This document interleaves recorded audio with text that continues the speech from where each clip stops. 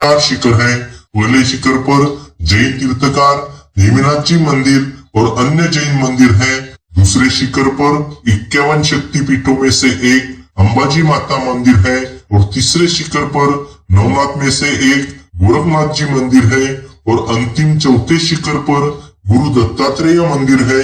अंतिम गुरु दत्तात्रेय शिखर तक पहुंचने के लिए 9,999 सीढ़ियां चढ़नी पड़ती है। भवनाथ तलहटी से 4,500 सीढ़ियां चढ़ने के बाद जैन मंदिर आता है। जैन मंदिर से 1,000 सीढ़ियां चढ़ने के बाद अंबाजी मंदिर आता है और अंबाजी मंदिर से 1,000 सीढ़ियां उतरने और चढ़ने के बाद गोरखनाथ जी का मंदिर आता है। गोरखनाथ जी के मंदिर से आगे 1,500 सीढ़ियां उतरने और चढ़ने के बाद गुरु दत्तात्रेय का मंदिर आता है। सभी मिला के 9,999 सीढ़ियां मानी जाती है। यहाँ की सीढ़ियां पत्थरों से अच्छी तरह बनी हुई है जो आपको एक शिखर से दूसरे शिखर तक ले जाती है।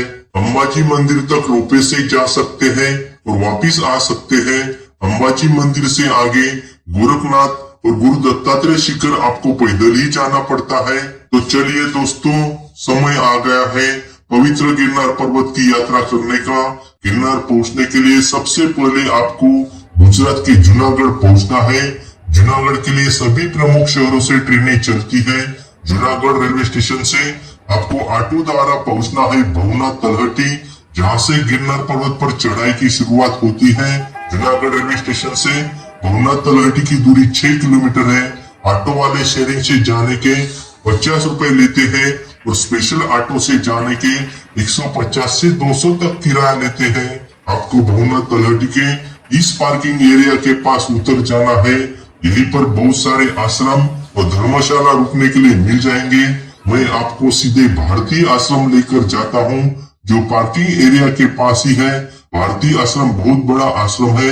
मैं एक दिन के लिए इसी आश्रम में रुका था। मुझे रूम किराया 1,000 देना पड़ा था। एक रूम में 5 लोग भी रुक सकते हैं।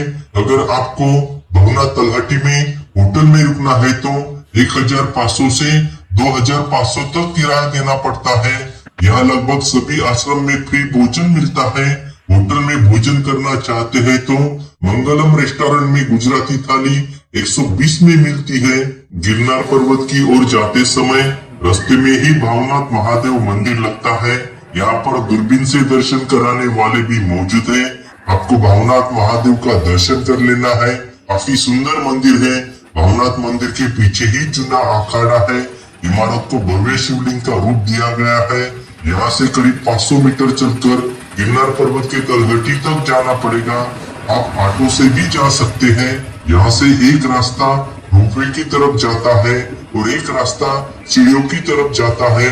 मुझे गिरनार पर्वत की चढ़ाई सीढ़ियों से ही करनी है, लेकिन आपको रोपवे भी दिखा देता हूँ। रोपवे से जाने और आने का टिकट 623 लगता है और एक तरफ का 356 लगता है। ऊपर अंबाजी मंदिर तक पहुंचने में 9 मिनट लगते हैं। रोपवे खुलने का समय सुबह 7:30 बजे का है और बंद होने का समय 5 बजे का है। रोपवे से ही आप ऊपर गिरनार पर्वत पर नजर डालकर देखें, आपको ऊंचाई का अंदाजा हो जाएगा। आपको यहीं पर तय करना है रोपवे से जाना है या पैदल सीढ़ियों के रास्ते से जाना है। दोस्तों, अगर आप पूरी तरह से स्वस्थ हैं तो सीढ़ियों से ही ऊपर चढ़ाई करें। मैं तो पैदल ही चढ़ाई करने वाला हूँ। रास्ते की दोनों तरफ आपको गेस्ट हाउस और धर्मशाला देखने को मिलेगी। जब आप जूनागढ़ रेलवे स्टेशन से या बस स्टैंड से आते हैं तो ऑटो वाले आपको यहाँ तक भी छोड़ देते हैं। सामने वाले द्वार से सीढ़ियों की शुरुआत होती है। आपको लाठी लेना है तो आप यहाँ से ले सकते हैं। लाठी 30 रुपए में मिल जाती है। जय गुरु दत्तात्रेय महाराज। दोस्तों, हमारी 9,999 सीढ़ियां चढ़ाई की शुरुआत हो चुकी है। शुरुआती सीढ़ियां आसान है। जैसे जैसे ऊपर जाएंगे सीढ़ियां खड़ी होती जाएगी। जूनागढ़ गिरनार पर्वत की यात्रा करने का सबसे अच्छा समय नवंबर से मार्च तक रहता है।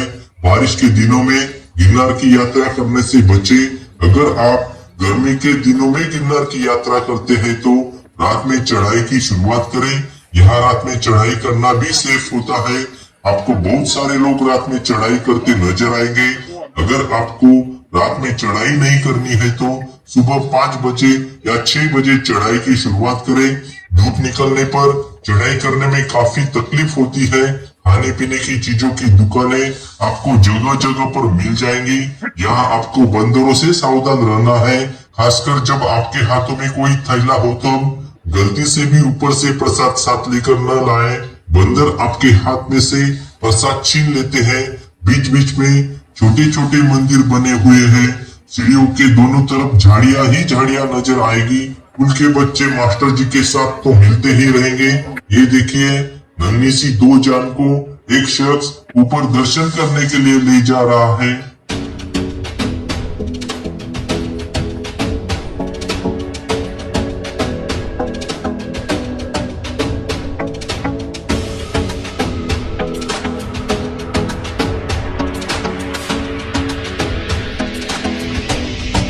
अभी हम 4500 सीढ़ियां चढ़ चुके हैं। यह जैन शिखर है। इस शिखर पर सारे जैन मंदिर हैं। सम्मेद शिखर झारखंड और पालीताना के बाद यह शिखर जैन धर्म के सबसे मुख्य तीर्थ स्थलों में से एक है। यहाँ पर तीर्थकर नेमिनाथ जी का सबसे बड़ा और भव्य मंदिर है।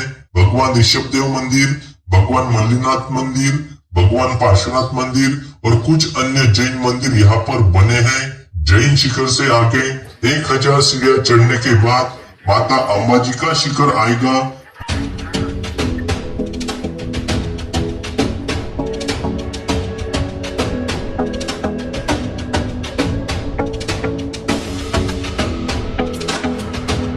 हम माता अंबाजी के शिखर के पास पहुंच चुके हैं। यह मंदिर सती माता के 51 शक्तिपीठों में से एक माना जाता है। मंदिर के भीतर कैमरा, मोबाइल अलाउ नहीं है। हम अभी तक 5500 सीढ़ियां चढ़ चुके हैं। मुझे यहाँ तक चढ़ाई करने में 3 घंटे का समय लगा। रोपवे से आप यहाँ तक ही आ सकते हैं।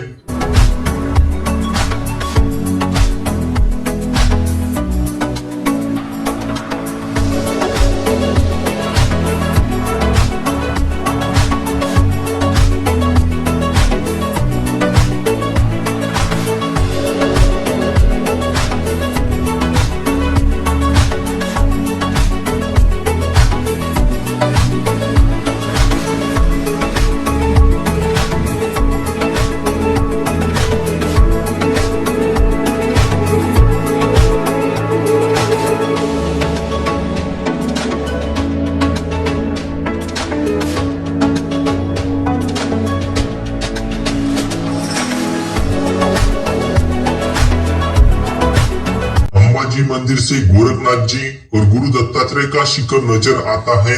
अभी हमें पहले गोरखनाथ जी के शिखर पर जाना है।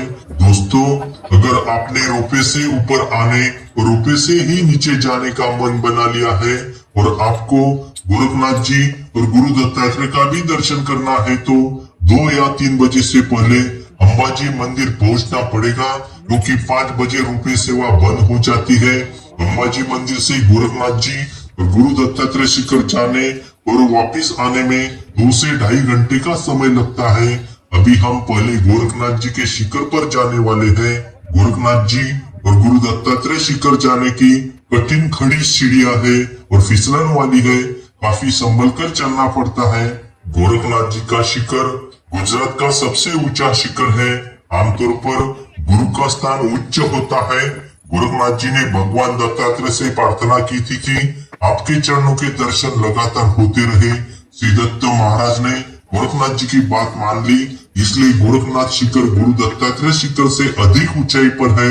नवनाथ संप्रदाय के श्री गोरखनाथ जी ने इस स्थान पर घोर तपस्या की थी और आज भी भक्तों का मानना है कि गोरखनाथ जी यहाँ गुप्त रूप में रहते हैं। हम गोरखनाथ जी के मंदिर पर पहुंच चुके हैं। यहाँ के महाराज जी ने वीडियो बनाने से मना कर दिया है। गोरखनाथ जी के दर्शन के बाद हम अभी गुरु दत्तात्रेय शिखर पर जाने के लिए निकल पड़े हैं। सामने ही गुरु दत्तात्रेय शिखर नजर आ रहा है। आपको देखकर ऊंचाई का अंदाजा हो गया होगा। पहले 300-400 सीढ़ियां उतर कर नीचे जाना होगा।